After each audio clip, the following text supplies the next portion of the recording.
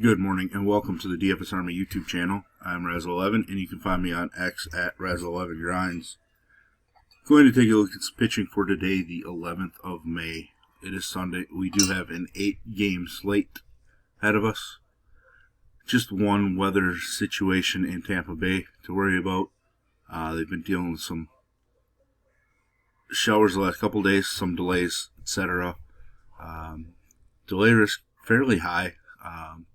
So we are going to want to take that into consideration as we dig in.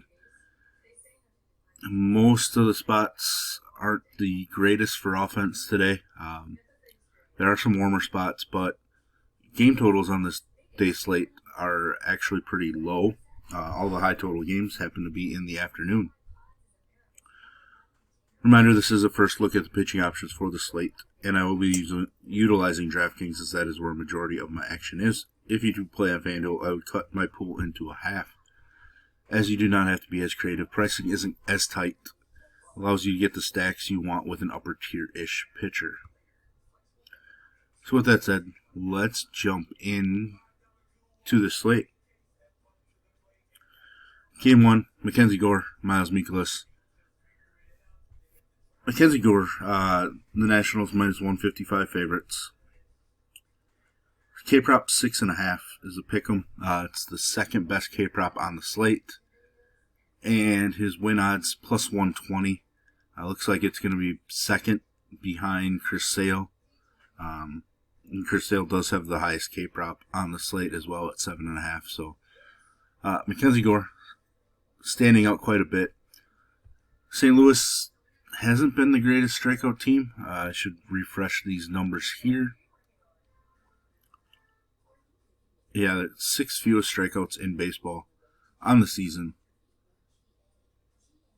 Obviously a worry, but as we saw, their strikeouts do jump up when on the road to 8.5, which is a decent number in the top half for the most. So, and I do think their numbers do jump up when facing left-handed pitching. I don't have those numbers in front of me right now, but Mackenzie Gore does stand out to me as an option.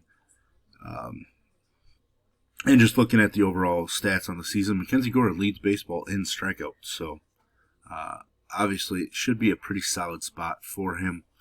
Probably a little more dangerous than we are used to, but that's kind of the trade-off. Obviously, I don't expect Gore's ownership, and see if we have any numbers yet. We do not. Oh, we do. So, as you can see, Gore's projected ownership on DraftKings just under 18%, which is 5th on the slate. The big reason, obviously, coming up here is the fact that Chris Sale is cheaper, and then Pablo Lopez is cheaper as well, which we'll get to. But next guy on the list is Chris Sale. Definitely going to be in my pool.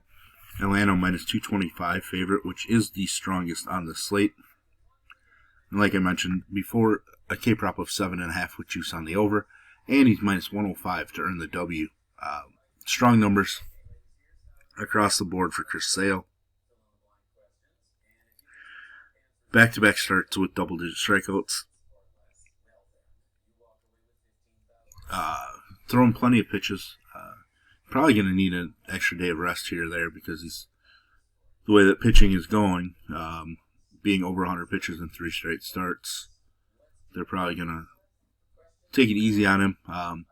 So the one worry, which I'm not predicting, and I'm not going to utilize much in my research, is that with Atlanta being such a strong favorite, if they happen to get to Mladzinski in the first 4 innings or so and build up, say an 8-1 type lead, I could see Sale only going 5 or 6 innings while throwing, 90 pitches instead of being pushed to over 100.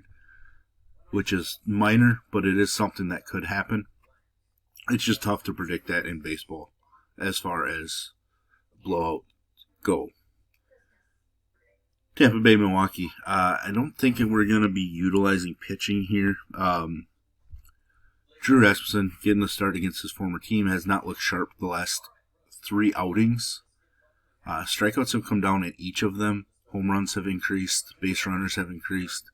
It's just not trending in the right direction. Now, The Brewers' offense has struggled some. He is a minus 148 favorite.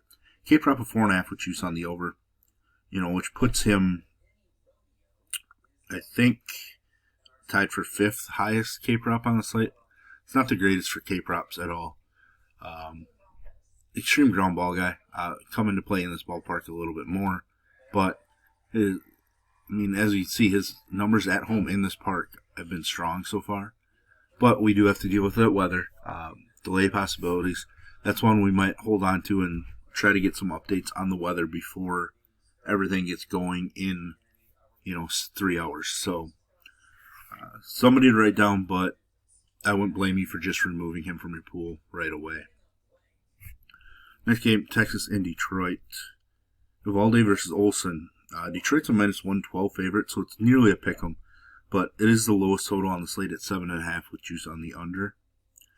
Olson's K-prop at 4.5 juiced over, while Eovaldi's is at 5.5 juiced over as well. I think it's a good spot for pitching. We did see Texas destroyed Flaherty yesterday with a bunch of home runs. And in theory, Olson is a weaker pitcher than Flaherty, but I still think it's a great spot for pitching. Eovaldi, 1 earned or less in 3 straight starts, 2 earned or less in 5 straight, and 7 of 8 starts on the season. He has become one of the most consistent pitchers in baseball. His price is so close to Mackenzie Gore that I would prefer Gore, to be honest. But Gore is obviously a little more volatile. But then also the fact that he is priced more than Chris Sale. I think Eovaldi on most slates probably would see a higher ownership than the 24%, but that Sale price with Pablo Lopez driving up their ownership. Obviously Sale, because the matchup is great as well. Reese Olson just 7% owned. I think he's definitely in play. I do have some worries that the Texas offense might be waking up finally. One of the worst offenses in all of baseball for much of the season. But Olson has allowed 0 runs in 3 out of his last 4 starts. Strong performances for Olson. He's been phenomenal at home as well, which is where he's at today. I think there's plenty of upside, but I do think there's some downside to him. Usually home runs come in bunches. And if Texas is truly breaking out, it would not shock me to see them hit a couple home runs again today. It is a little cooler in Detroit, so maybe yesterday's weather just might have had a lot to do with it as well. Ball carried a little bit more yesterday. I will be using Olson, but I also will be using the Texas bats in some stuff today. Miami and the White Sox. In a game that's not exciting at all. Alcantara, by name, should be higher than 20% owned. By performance this season, should be less than 20% owned. So, not really sure, how we want to break that down. He's shown stretches. Obviously, back-to-back starts against the Dodgers is going to be really tough. But he actually started out the second start against the Dodgers super strong, and then kind of hit a wall in the 4th or 5th inning. I'd have to look back for sure, but I know he had allowed 0 runs through the first 3 innings, I want to say. Probably not fully back from his Tommy John and everything. His pitch totals bouncing around, 61 in one start, 102 in another. I know Miami wants to get him right because they do want to be able to trade him before the deadline. So this might be a decent get-right spot for Alcantara. Miami is a minus 142 favorite. Game total is just 8, juiced on the under. Alcantara's K-prop is at 5.5, juiced to the under, which puts him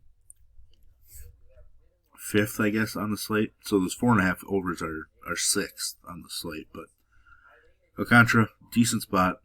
On the other side, Burke. Don't know.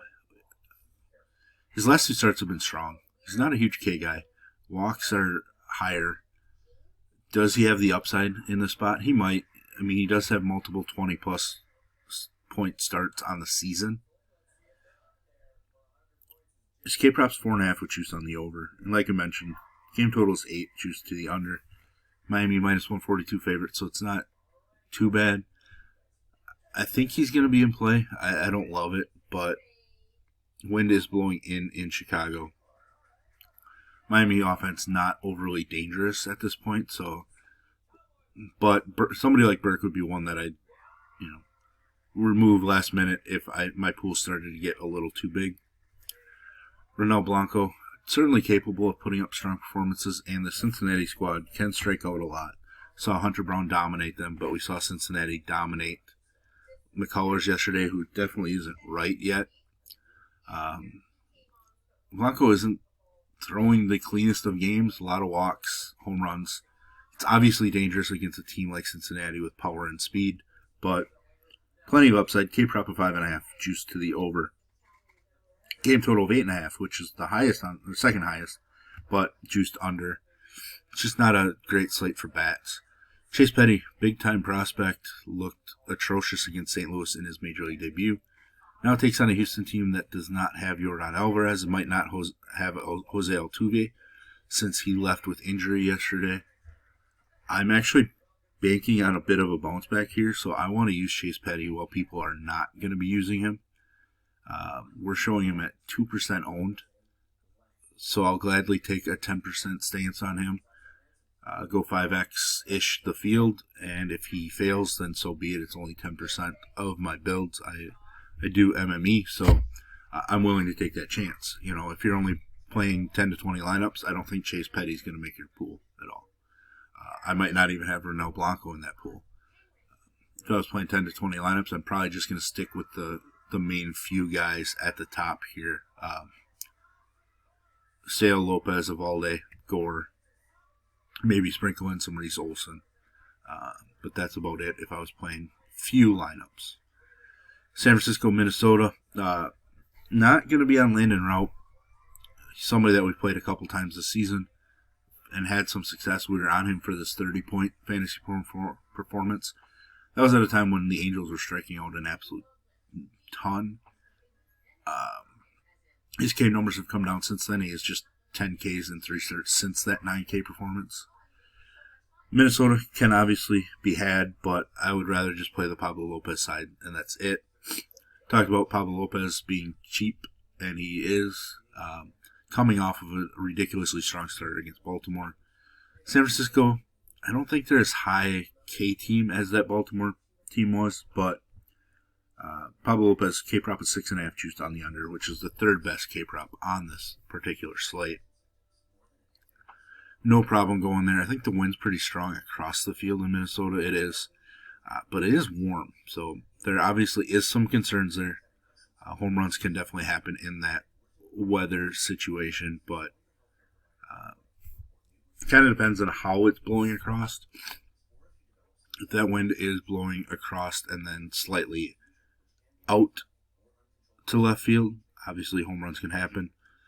If it's blowing across and more in, it's going to be really tough for a left-handed hitter to hit the ball in the air, and home runs might not be there in that scenario. So we might not know the perfect direction, but it'll be something that we want to look into. But again, Pablo Lopez, one of the top guys on this slate. Last game, Boston, Kansas City. I'm not sure I'm going to consider Lugo. I actually didn't write down any of his props just because he's burned me a bit this year. He's had some great performances, and we know Boston can strike out a decent amount, but I just don't think I want to go there. That's one I'm going to dig into. Maybe I'm going to add him. Maybe he just stays outside of the pool. We're definitely not using Giolito in his return. Hasn't looked the greatest. Was solid against Toronto, but still, I think there's going to be a lot of downs for him in his return from Tommy John, etc., like we've been seeing with a number of pitchers so far this season. But there we have it. There's a breakdown of the pitching on this main slate. If you enjoy what I bring to you, please hit the like button, hit the subscribe button, turn the notification bell on, get the alert anytime we drop videos here at DFS Army. If you want to join us, get access to our coaches, tools, sheets, Discord, etc., I will put links in the description below. You can use promo code RAZ, that's R-A-Z, for 10% off monthly. And as always, best of luck, everybody.